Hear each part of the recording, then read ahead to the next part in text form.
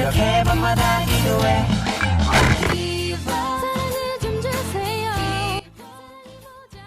Assalamualaikum warahmatullahi wabarakatuh.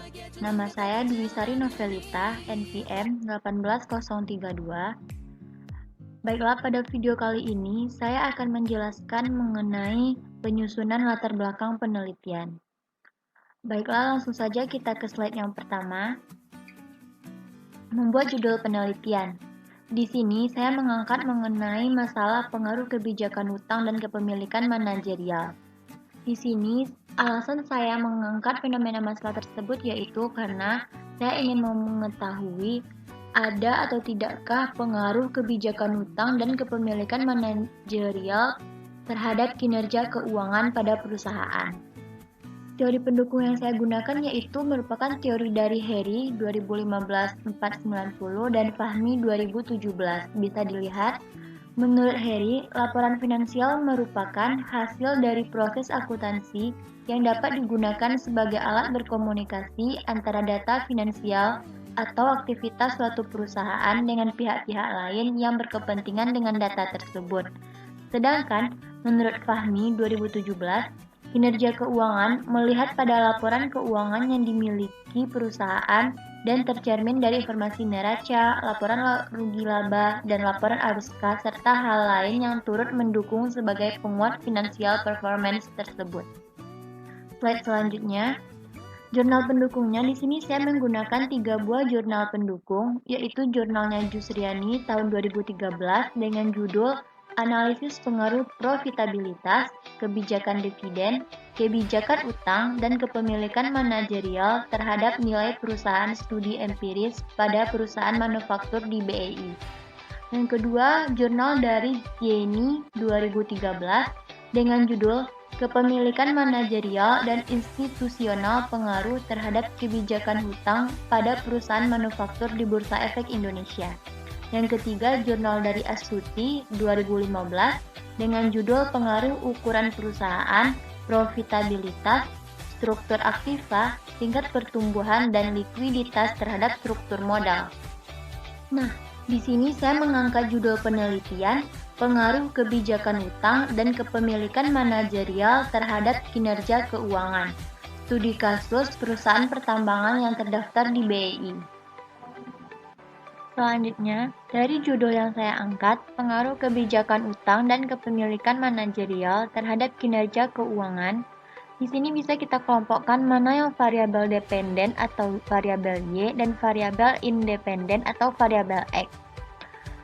Di sini, variabel dependen atau variabel Y-nya yaitu tentang kinerja keuangan, sedangkan variabel independen atau variabel X-nya ada 2, X1-nya yaitu kebijakan utang, dan X2-nya yaitu kepemilikan manajerial. Slide selanjutnya, kita masuk ke bab 1, yaitu pendahuluan.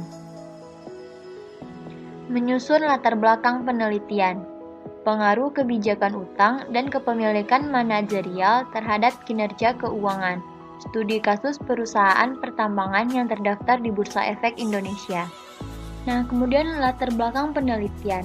Latar belakang penelitian adalah bagian pertama dan yang sangat penting dalam menyusun tulisan ilmiah, baik dalam bentuk paper, skripsi, tesis, disertasi, atau lainnya.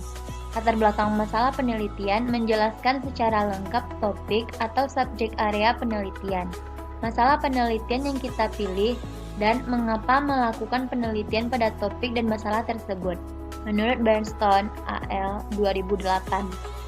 Kunci dari keberhasilan menyusun latar belakang masalah penelitian adalah seberapa komprehensif kita merangkumkan penelitian kita. Tulisan yang bagus adalah tulisan yang dengan hanya membaca latar belakang masalah, orang langsung bisa memahami apa yang kita lakukan pada penelitian kita. Pada latar belakang penelitian, terdapat introduction atau perkenalan mengenai objek penelitian yang kita bahas. Di sini seperti paragraf pertama ini mengandung perkenalan apa sih yang akan kita bahas dalam penelitian kita. Seperti di sini terdapat 2 pengertian menurut ahli yaitu Fahmi 2012 dan Ikatan Akuntansi Indonesia 2009. Perkembangan dunia bisnis pada saat ini semakin pesat, sehingga banyak perusahaan mulai bersaing agar dapat menjaga kelangsungan hidupnya. Salah satu cara yang dapat dilakukan oleh perusahaan untuk menjaga kelangsungan hidupnya dan dapat menjadi tolak ukur keberhasilan kinerja perusahaan adalah dengan cara memaksimalkan kinerja keuangannya. Sedangkan menurut Ikatan Akuntansi Indonesia 2009, kinerja keuangan adalah kinerja yang dapat diukur dengan menganalisa dan mengevaluasi laporan keuangan. Jadi, bagi perusahaan, kinerja keuangan merupakan penilaian yang menjadi tolak ukur para investor dalam menentukan transaksi jual beli saham, sehingga menjaga dan meningkatkan kinerja keuangan menjadi keharusan bagi perusahaan agar tetap diminati oleh investor. Nah, di sini ada variabel Y, yaitu kinerja keuangan. Di sini kita harus menjelaskan mengenai definisi dari variabel Y tersebut. Sekurang-kurangnya harus terdapat 2 pendapat dari ahli, dan kemudian kita harus menyimpulkan dengan bahasa sendiri. Di sini terdapat pendapat dari Harry, Kashmir, dan kesimpulan menurut sang penulis. Menurut Harry, yaitu analisis laporan keuangan akan membantu analis menginterpretasikan berbagai hubungan kunci antar pos laporan keuangan dan kecenderungan yang dapat dijadikan dasar dalam menilai potensi keberhasilan perusahaan di masa mendatang. Sedangkan menurut Kashmir, laporan keuangan yang menunjukkan kondisi perusahaan saat ini adalah merupakan kondisi terkini. Jadi, bagi perusahaan, kinerja keuangan merupakan penilaian yang menjadi tolak ukur para investor dalam menentukan transaksi jual beli saham, sehingga menjaga dan meningkatkan kinerja keuangan menjadi keharusan bagi perusahaan. Kemudian slide selanjutnya, sambungan dari penjelasan variabel Y tadi. Dan dengan mengadakan analisa terhadap pos-pos neraca akan dapat diketahui atau akan diperoleh gambaran tentang posisi keuangannya. Sedangkan analisa terhadap laporan rugi labanya akan memberikan gambaran tentang hasil atau perkembangan usaha perusahaan yang bersangkutan dalam penelitian yang dilakukan, menurut Sofyaningsih 2013. Dari semua informasi dan analisis laporan keuangan, investor umumnya memperhatikan profitabilitas, kebijakan dividen, kebijakan utang, dan kepemilikan manajerial perusahaan. Hal ini disebabkan karena tingkat return yang diterima oleh investor tergantung pada tingkat profitabilitas, kebijakan dividen, kebijakan utang, dan kepemilikan manajerialnya. Slide selanjutnya kita akan bahas mengenai variabel X. Yang pertama variabel X1 yaitu kebijakan utang. Di sini saya akan menjelaskan mengenai definisi dari variabel X1 tersebut menurut para ahli, kesimpulan menurut saya, dan hubungannya dengan Y. Yang pertama di sini saya memasukkan pendapat menurut Mohdiliani dan Miller dalam Brigham 1999, nilai perusahaan ditentukan oleh struktur modal, Sulistiono 2010. Kebijakan utang sangat sensitif terhadap perubahan nilai perusahaan. Semakin tinggi proporsi utang, maka semakin tinggi harga saham. Namun, pada titik tertentu, peningkatan utang akan menurunkan nilai perusahaan karena manfaat yang diperoleh dari penggunaan utang lebih kecil daripada biaya yang ditimbulkannya. Jadi, menurut penulis, kebijakan utang adalah tindakan yang dilakukan perusahaan untuk mendanai kegiatan operasional perusahaan dengan modal yang berasal dari utang. Kemudian kita masuk ke variabel X2, yaitu kepemilikan manajerial. Di sini terdapat pendapat menurut Kristiawan dan Joshua tahun 2007 menyatakan bahwa kepemilikan manajerial adalah situasi di mana manajer memiliki saham perusahaan atau dengan kata lain, manajer tersebut sekaligus sebagai pemegang saham. Manajer yang sekaligus pemegang saham akan berusaha meningkatkan nilai perusahaan karena dengan meningkatnya nilai perusahaan, maka nilai kekayaannya sebagai pemegang saham akan meningkat pula. Sulistiono 2010.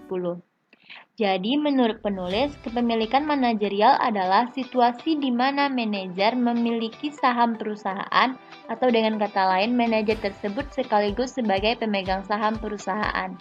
Kepemilikan manajerial dihitung dengan menggunakan persentase saham yang dimiliki oleh pihak manajemen perusahaan yang secara aktif ikut serta dalam pengambilan keputusan perusahaan atau dewan komisaris dan direksi.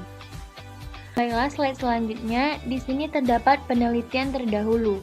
Penelitian terdahulu akan sangat bermakna jika judul-judul penelitian yang digunakan sebagai bahan pertimbangan sangat berhubungan atau bersinggungan dengan penelitian yang kita lakukan.